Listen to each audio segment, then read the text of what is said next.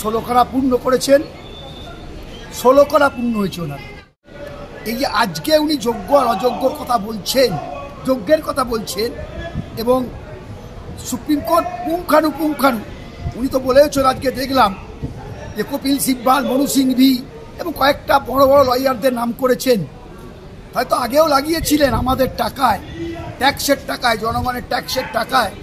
উনি তাদের লক্ষ লক্ষ কোটি কোটি টাকা, কত টাকা খরচা হয়েছে হিসেব দিতে হবে মুখ্যমন্ত্রীকে জনগণের কাছে। তাই মুখ্যমন্ত্রী 16 কলা পূর্ণ করেছেন 11 সালের পর থেকে। আমি আপনাকে একটা হিসেব দিই।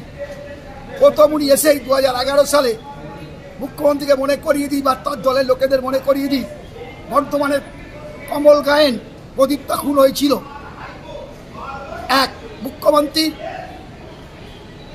16 কলা পূর্ণ হয়েছে এই কারণে। সারদা, নারদা, ধনেখালিতে কাজী নাসিরুদ্দিনের হত্যা, বাগটুই, পার্কস্ট্রিটে রেপের ঘটনা সুযোগ জানেন আপনারা, এবং সিঙ্গুরে কারখানা ভেঙে দেয়া, সেখানে একটা তৈরি জিনিসকে ভেঙে দেয়া, এর চেয়ে বড় অপরাধ নেই।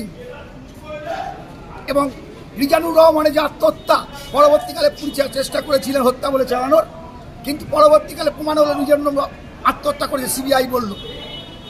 চম্পলা সর্দার, ওনার মনে আছে কিনা জানি না, মুখ্যমন্ত্রী মনে করিয়ে দিয়ে আপনাকে একটুখানি, আপনি মনে রাখুন একটুখানি, যে এই পাপের প্রায়শ্চিত্ত আপনাকে করতে হবে, কিন্তু আপনি চিরকাল মুখ্যমন্ত্রী থাকবেন না। আচ্ছা, বীরভূমের বোলপুরে, শিবপুরে চাষিদের উচ্ছেদ করা, চাষিদের ওপর অত্যাচার করা, পুলিশ অত্যাচার, জমি কেড়ে নেওয়া, দেউচা পচামি, সেখানে অত্যাচার এই খনি নিয়ে, এবং পঞ্চায়েত ভোট পরবর্তী হিংসা, মনে আছে ভোট পরবর্তী হিংসা, মুখ্যমন্ত্রী আপনার গ্রাম গ্রাম জ্বালিয়ে দিয়েছিলেন, মানুষ হত্যা করিয়েছিলেন।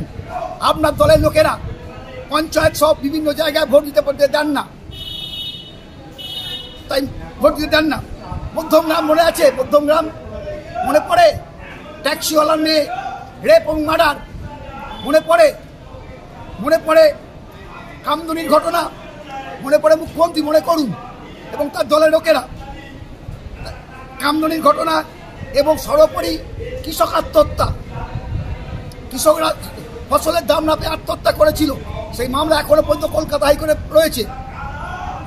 এবং গোটা কলকাতা জুড়ে, এবং কলকাতা নয় গোটা শহরতলিগুলোতেও প্রমোটারি রাজত্ব, আনঅথরাইজড কনস্ট্রাকশন, বিবেকানন্দ সেতু ভেঙে পড়া মনে পড়ে মুখ্যমন্ত্রী, এবং মাঝেরহাট ব্রিজ ভেঙে পড়া, এবং ট্যাক্সি এবং বাসের ভাড়া না বলিয়ে ট্যাক্সি এবং বাসওয়ালাদের জনগণের কাছ থেকে 20 টাকা দাও, এই 200 টাকা দাও, 250-300 টাকা, মনে পড়ে এগুলো মনে করুন। আপনার 16 কলা পূর্ণ হয়েছে।